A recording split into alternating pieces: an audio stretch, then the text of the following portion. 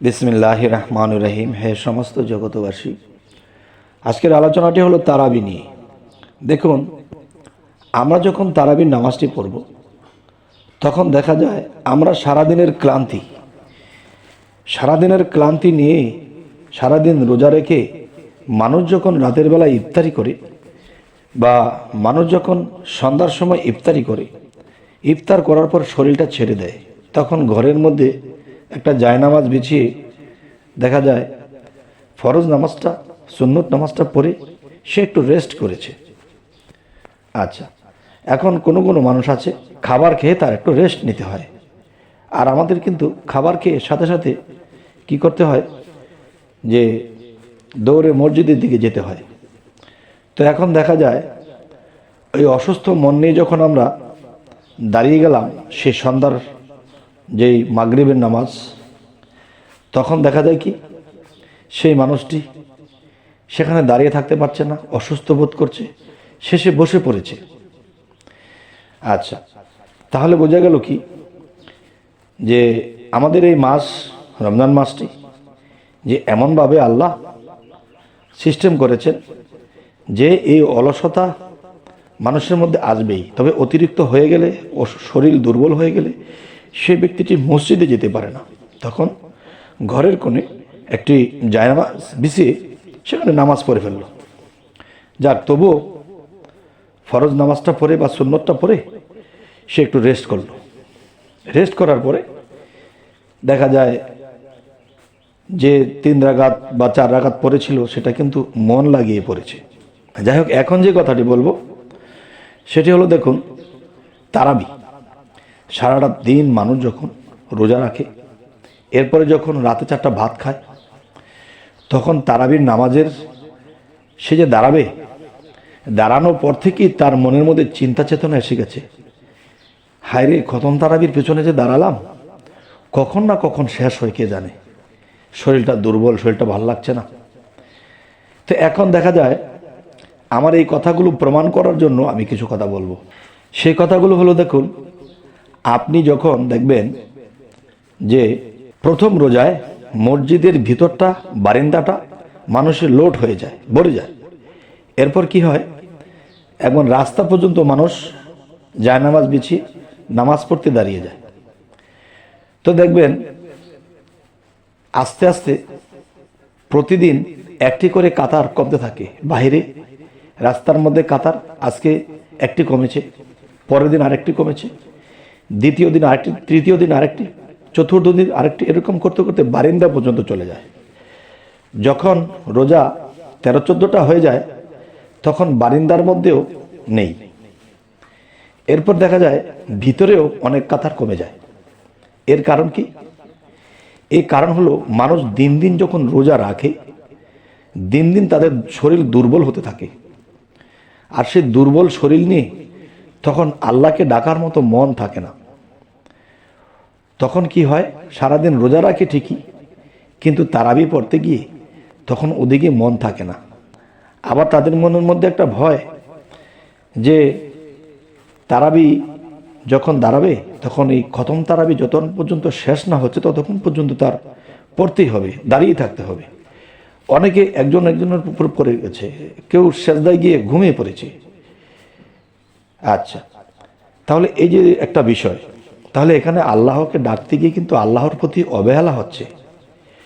তাই বলবো কি, যে যার শরীরটা বেশি রকম দুর্বল লাগবে সে আর জামাতে না গিয়ে ঘরের কোণে একটি জায়গায় জায়নামাজ বিছিয়ে আপনার যে কয় রাকাত পড়তে মন লাগিয়ে পড়তে পারেন, আল্লাহর দিকে, রাসূলের দিকে মন ঝুঁকে পড়তে পারেন, তখন পড়ে নেবেন।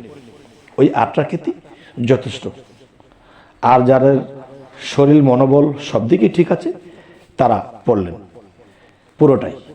কিন্তু 8 রাকাত পরে যখন একটি মানুষ ঘুমাবে তখন শরীরের ক্লান্তি তাকে পাবে না, আর যেই 8 রাকাত পড়বে আল্লাহর দিকে মন লাগিয়ে পড়তে পারবে।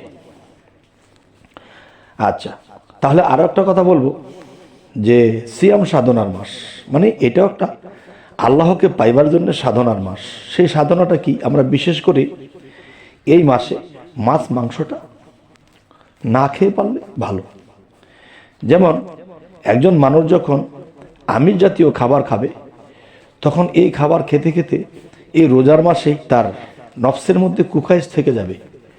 যেই দৃষ্টি নিক্ষেপ করব আমরা যে কোনো দিকে, যদি এমন কিছু লোভনীয় বস্তু আমাদের চোখে পড়ে, তখন দেখা যায় আমাদের নাফসের ক্ষতি হয়ে যায় বা নাফসের দ্বারা আমাদের ক্ষতি হয়ে যায়। তাই বলবো কি, যে এই মাসটি যদি নিরামিষ খেয়ে আমরা রোজা রাখতে পারি, তাহলে আমাদের নাফস ঠিক থাকবে, চক্ষু ঠিক থাকবে এবং 6 রিপু এবং 10টা ইন্দ্রিয় শক্তি আমাদের কন্ট্রোলে থাকবে। আর যদি আমরা সব কিছুই খাই, তখন কি হবে, এই রোজার মাসেও কারো কারো স্বপ্নদোষ হয়ে যায়। কেন হয়ে যায়? সে বিভিন্ন দিকে কুদৃষ্টি করেছিল, আবার আমিষ জাতীয় খাবার খেয়েছে, তখনই এরকম কিছু হয়ে যায়। তাই বলবো, হে সমস্ত জগতবাসী, আমরা এই হইতে যদি বেঁচে থাকতে চাই, তাহলে আমাদের আমিষ খাবার বাদ দিয়ে নিরামিষ খেতে হবে এবং রোজাগুলো এমনভাবে রাখতে হবে যেভাবে রাখলে নিখুঁতভাবে, যাতে আল্লাহ সন্তুষ্ট হয় এবং আমাদের 6 রিপু এবং 10টা ইন্দ্রিয়কে আমরা কন্ট্রোল করে রাখতে পারি। তাই বলা হয়েছে এই মাসটি সিয়াম সাধনার মাস। তবে আজকের যে আলোচনাটি আপনাদের সামনে করলাম, এই আলোচনাটির বিষয় অনেকেরই মাথায় ধরবে যে আল্লাহ কিন্তু কোরআনে একটি জায়গায় বলেছে, সূরা ইনসিরাত সূরা সাফফাতের মধ্যে বলেছে, তোমরা যখনই অবসর পাও সাধনা করো। তাহলে যখনই অবসর পাও সাধনা করো, এই যে কথাটি বলেছে, তাহলে আমার সমস্ত কাজ কাম সব কিছু কমপ্লিট করে গুছিয়ে, সব কিছু কমপ্লিট করে আমি ঘরের কোণে একটি জায়নামাজ বিছিয়েছি।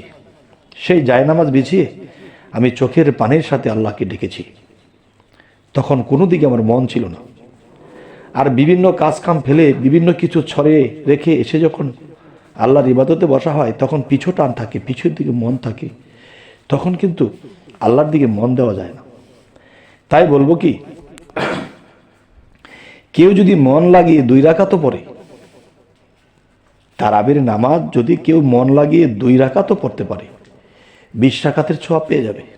কেননা সে 20 রাকাতের মধ্যে মোজ রয়েছে, কখন শেষ হবে, কখন এই খতম তারাবি শেষ হবে, বের হয়ে যাব, এরকম মনের মধ্যে যখন ছটপাটানি থাকে বাড়ির দিকে যাওয়ার জন্য, তাহলে তার নামাজ 20 রাকাতের 1 রাকাতও হবে না। আর যদি মন লাগিয়ে 2 রাকাতও কেউ পড়তে পারে চোখের পানির সাথে, আল্লাহ এটাই 20 রাকাতের চেয়েও বেশি দিতে পারে। যাই হোক, হে সমস্ত জগতবাসী, আজকের যে আলোচনাটি করলাম, আমরা যেন তারাবির মধ্যে এবং রোজার মধ্যে কোনো ত্রুটি না করি, এদিকে দৃষ্টি রাখি, ইনশাল্লাহ আমরা সফল হব। তো সকলেই ভালো থাকবেন, আমাদের চ্যানেলটিকে সাবস্ক্রাইব করে রাখবেন। আল্লাহ হাফেজ।